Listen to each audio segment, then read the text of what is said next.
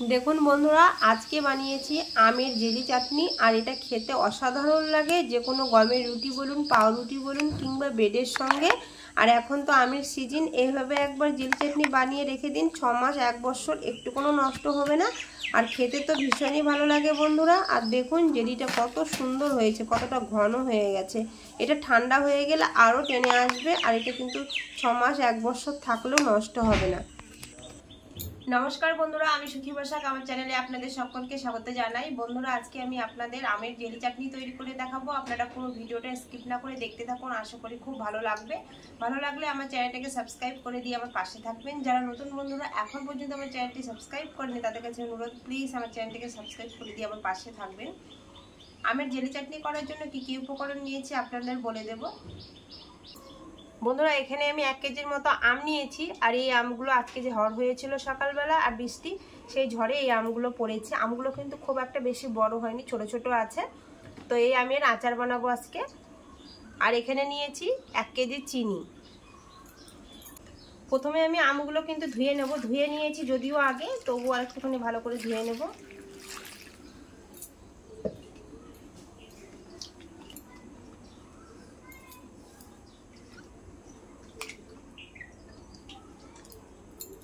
আমগুলো এবার আমি ছিলে নেব একটা একটা করে। আর আমগুলো কিন্তু ধুয়ে নিয়ে ছেলবো, আর কিন্তু ধোবো না আমগুলো কাটার পরে।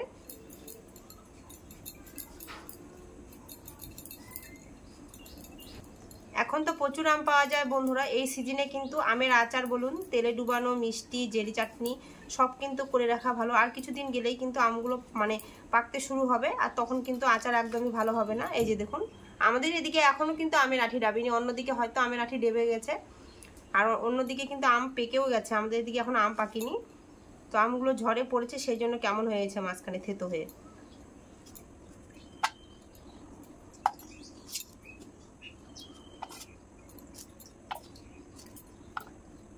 এইভাবে ছোট ছোট করে কেটে নেব। একইভাবে সব আমগুলো আমি বটি দিয়ে ছিলে নেব।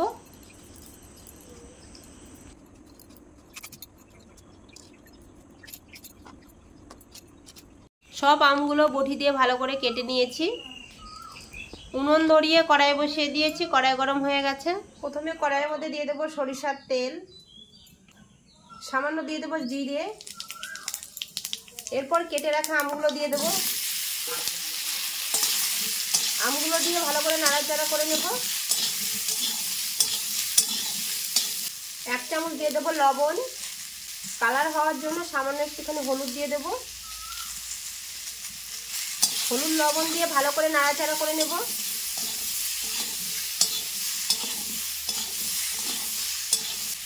সামান্য একটু দিয়ে দেবো জল।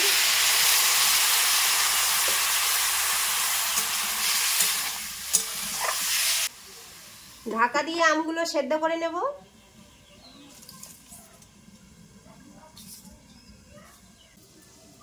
3 থেকে 4 মিনিট পর ঢাকাটা তুলে নিলাম। আর আমগুলো দেখুন কত সুন্দর সেদ্ধ হয়ে গেছে, একদম জ্বালা আম, সেদ্ধ হয়ে গলে গেছে।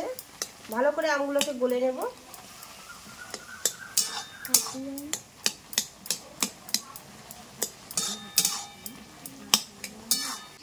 কত সুন্দর গলে গেছে আমগুলো।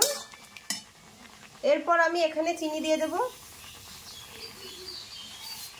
একটুখানি রেখে দিলাম, এটা লাগলে পরে দিয়ে দেব।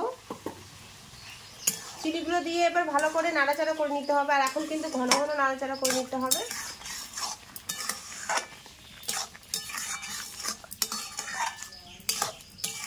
চিনি দেওয়ার পর দেখুন বন্ধুরা, জল কাটতে শুরু করে দিয়েছে। এরপর এটা আমি জাল দিয়ে অনেকটাই কিন্তু ঘন করে নেব।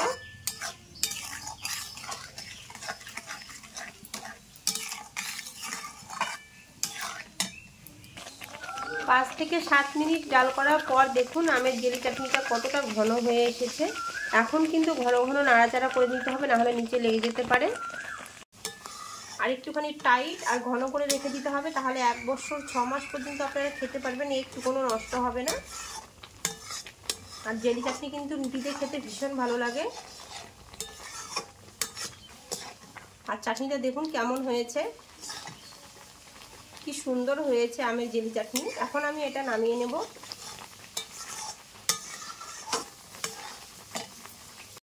আমের জেলি চাটনি ঠান্ডা হওয়ার পর একটা বাটির মধ্যে ঢেলে নিচ্ছে, আর দেখুন কতটা ঘন হয়ে গেছে। আর এই চাটনি কিন্তু রুটি দিয়ে খেতে ভীষণ ভালো লাগে, আর পাউরুটির সঙ্গে তো আরও ভালো লাগে, ব্রেডের সঙ্গে খেতে। তো আপনারা একবার হলো এইভাবে বাড়িতে তৈরি করে খেয়ে দেখবেন, খেতে দারুণ লাগে বন্ধুরা। আর এটা সারা বছর সংরক্ষণ থাকবে, একটু কোনো নষ্ট হবে না। বন্ধুরা, আজকের জেলি আমের চাটনি রেসিপি আপনাদের কেমন লেগেছে অবশ্যই কিন্তু কমেন্টে জানাবে। ভালো লাগলে লাইক, শেয়ার, সাবস্ক্রাইব করে দিয়ে পাশে থাকা বেল আইকনটা অবশ্যই প্রেস করে দেবে নিত্য নতুন ভিডিও পেতে। আজকের মতো এই পর্যন্তই, আবার দেখা হবে অন্য কোনো রেসিপিতে। আপনারা ভালো থাকবেন, সুস্থ থাকবেন, সাবধানে থাকবেন। নমস্কার।